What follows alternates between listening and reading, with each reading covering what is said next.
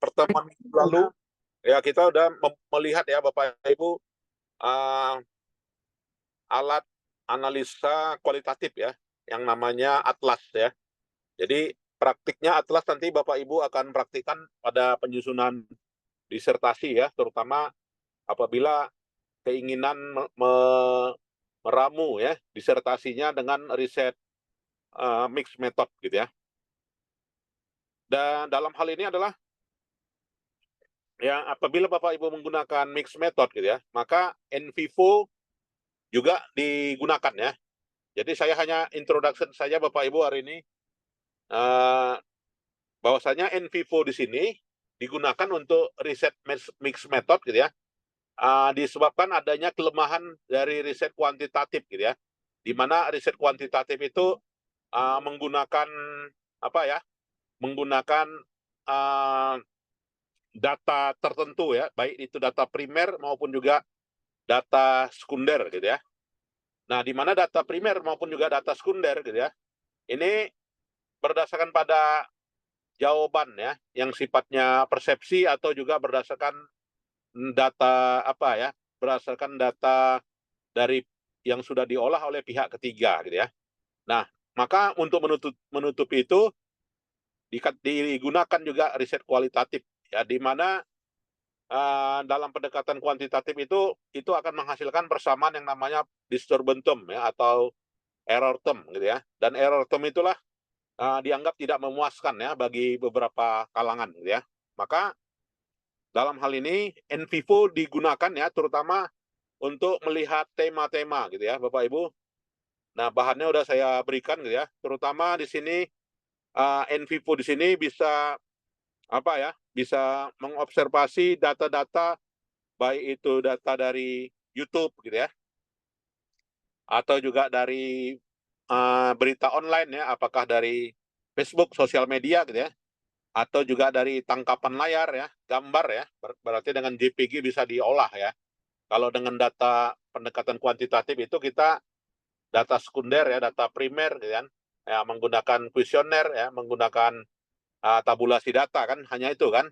Nah, tetapi dia YouTube ya, atau juga berita online tidak bisa gitu ya. Nah, tapi dengan NVivo ini bisa ya digunakan dan juga menganalisa video ya dan juga menganalisa audio. Nah, ini NVivo ya yang banyak digunakan. Jadi nanti Bapak Ibu bisa aja ya, seandainya kurang memuaskan ya, tidak signifikan ya, atau adjusted R square-nya rendah gitu kan. Nah, inilah gunanya alat alat analisa kualitatif kita gunakan. Jadi baik itu gambar, video gitu atau juga capture atau juga WhatsApp gitu ya. Dan tentu saja di sini adalah data itu harus diimpor gitu ya. Diimpor dan menu NVivo juga menyediakan ya mekanisme impor data ya. Dan tentu saja dilakukan coding gitu ya. Jadi coding data baik itu tadi berita online, WhatsApp ya, capture gambar, video ya kan, atau juga apa ya, rekaman orang gitu ya. Nah, itu di coding gitu ya. Di coding nantinya setelah adanya proses coding, maka nanti akan ada proses visualisasi hasil coding. Dari hasil visualisasi itu akan memunculkan hierarki. Nah, jadi itu mekanismenya ya. Kita impor, kita coding, kita visualisasi gitu ya. Dan visualisasinya bisa dalam bentuk hierarki, bisa dalam bentuk chart ya, dan juga dalam bentuk comparison diagram.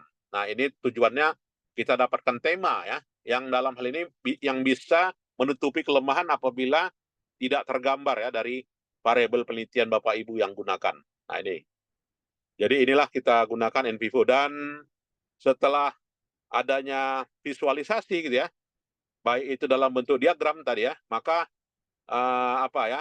Jadi kalau Bapak Ibu ada kata FGD katanya, ya FGD tentu saja itu harus dianalisa dengan analisa kualitatif, gitu ya.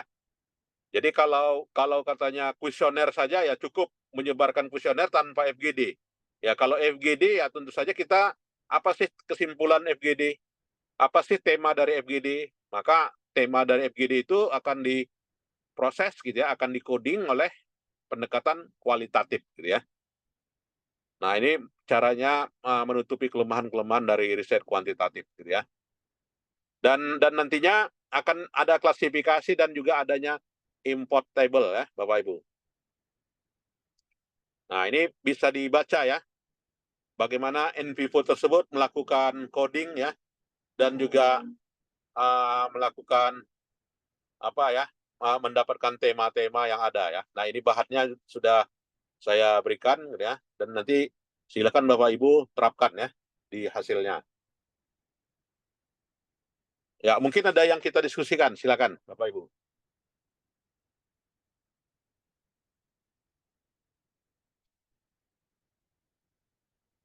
Ya, jadi ini boleh digunakan ya, selain Bapak Ibu analisanya dengan Smart PLS gitu ya. Nah, juga bisa dilengkapin juga dengan coding. Tujuannya menambah originalitas hasil ya. Untuk nantinya Bapak Ibu pecah ya dari apa ya? Tulisannya bisa dalam bentuk konfren ya, dalam bentuk proceeding gitu ya. Jadi tidak perlu kita pecah hipotesa saja ya, tetapi juga analisa kualitatif ini juga bisa kita jurnalkan. Dan banyak paper-paper jurnal internasional yang menggunakan pendekatan kualitatif ya, Bapak Ibu. Nah, seperti ini cara menjalankannya ya. Nah, jadi dapat tema seperti ini ya, dan ini menjadi word cloud ya, word cloud dari WhatsApp ya, grup WhatsApp dan sebagainya ya. Nah, ini bisa dipraktikkan nantinya. Ini ya. Nah, ini bentuk tampilannya, dan ini bentuk visualisasi model comparison-nya ya. Dan ini kita dapatkan atributnya ya. Oke ya. Baik, Bapak Ibu sekalian, ada yang mau kita diskusikan? Ini bagus ya untuk triangulasi peneliti ya dengan NVivo. Perbandingan kuantitatif, kualitatif gitu ya. Nah, ini cukup bagus Bapak Ibu gunakan.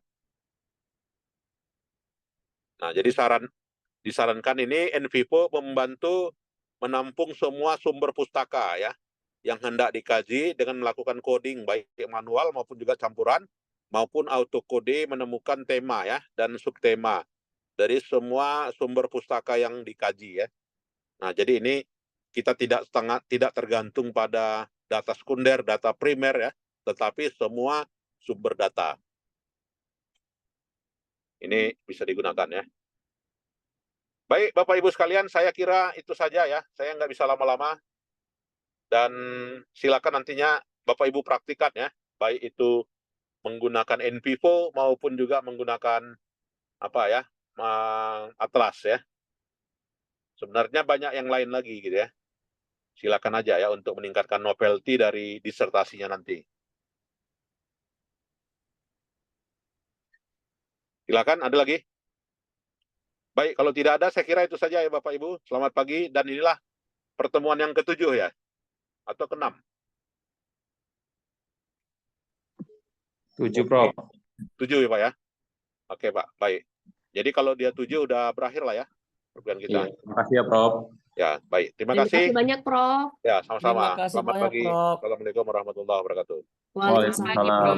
Ya, sukses ya Bapak Ibu. Amin. Terima kasih banyak, Terima Prof. kasih, Terima kasih banyak, Prof. Prof.